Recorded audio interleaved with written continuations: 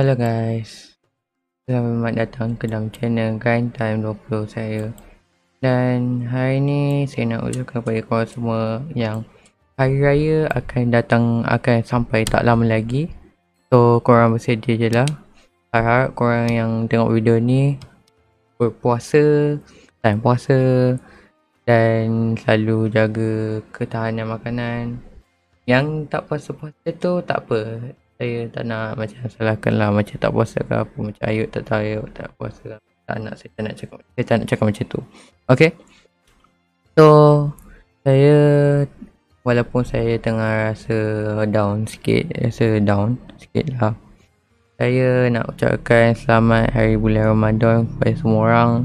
Dan sepatutnya saya kena pakai baju raya, kena pakai baju raya sepatutnya. Tetapi disebabkan aku tengah miskin sekarang ni, aku tak ada duit nak beli Roblox ke apa, jadi aku pakai Roblox avatar biasa-biasa lah. Jadi raya tahun ni aku pakai je lah avatar macam biasa, tak ada baju raya ke apa. So harap-harap korang sementara tengah bulan Ramadan ni, harap-harap korang berjaya dalam kerja, sekolah betul-betul, belajar betul-betul, dan fikirlah tentang keluarga atau nenek korang dan balik kampung moyang-moyang korang tu. Dan saya harap kita akan beraya bersama-sama dan berjumpa dengan keluarga sendiri-sendirian je. So pada rakan-rakan dan kawan sekalian, sebelum saya endkan saya punya video ni, saya nak tanya korang nak saya panggil korang apa? Sebab saya tak tahu nak panggil korang apa. Saya biasanya panggil korang guys je lah, atau rakan-rakan.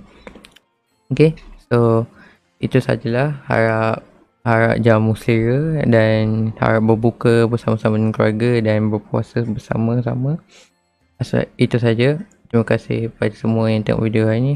Jadi, kalau korang suka video ni, jangan lupa like, subscribe, share video ini ya pada korang, kawan-kawan korang sekalian. Okay, itu saja untuk video. Terima kasih. Assalamualaikum warahmatullahi wabarakatuh. Selamat hari Ramadan dan salam sejahtera. Assalamualaikum.